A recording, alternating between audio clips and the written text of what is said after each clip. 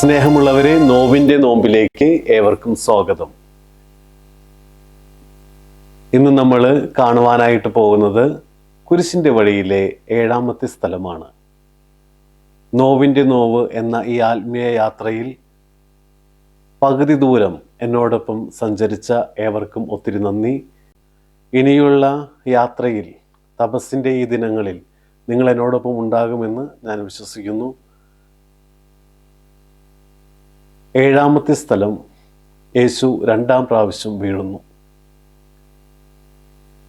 ശീലങ്ങളിലേക്കുള്ള ഒരു മനുഷ്യൻ്റെ വീഴ്ചയെ ഓർമ്മപ്പെടുത്തുന്നതിനായിരിക്കണം ഈശോ 2ാം പ്രാവശ്യം കുരിശിൻ്റെ വഴിയിൽ വീണത്. 1ാമത്തെ വീഴ്ച ഒരബദ്ധമായിരുന്നെങ്കിൽ 2ാമത്തെ വീഴ്ച എന്ന് പറയുന്നത് എപ്പോഴും അറിഞ്ഞെടുക്കുന്ന ഒരു തീരുമാനമാണ്. ചില ശീലങ്ങളിലേക്ക് മനുഷ്യൻ വീണു പോകുന്നു.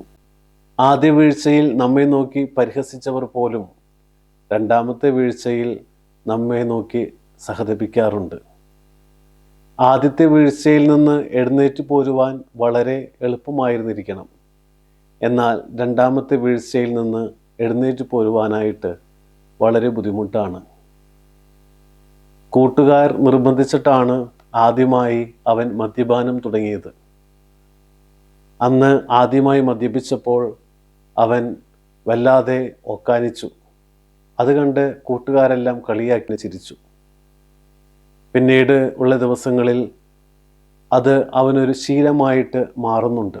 ആ ശീലം അവൻ്റെ കുടുംബത്തിൻ്റെ തന്നെ അടിത്തറ തകർക്കുന്നത് കണ്ടപ്പോൾ പരിഹസിച്ച് ചിരിച്ച കൂട്ടുകാരുടെ ഉള്ളിൽ പോലും അവനോട് സഹതാപം തോന്നിയിട്ടുണ്ടാകണം. അവനെ മദ്യത്തിൽ നിന്ന് വിമോചിതനാക്കാനായിട്ട് ഒത്തിരി പേര് പരിശ്രമിച്ചു.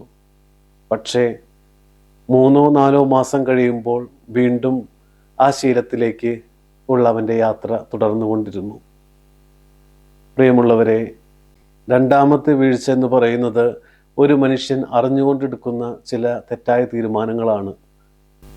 ദൈവമേ, അറിഞ്ഞുകൊണ്ട് എന്തെല്ലാം ദുശീലങ്ങളിലേക്ക് ഞാൻ വീണുപോയി. നിന്റെ തിരുക്കുമാരൻ്റെ തിരുമുറിവുകൾ എൻ്റെ ഹൃദയത്തിൽ പതിപ്പിച്ച് ഈ വീഴ്ചയിൽ നിന്ന് ഉയർത്തെഴുന്നേൽക്കുവാൻ എന്നെ സഹായിക്കണമേ. ആമേൻ.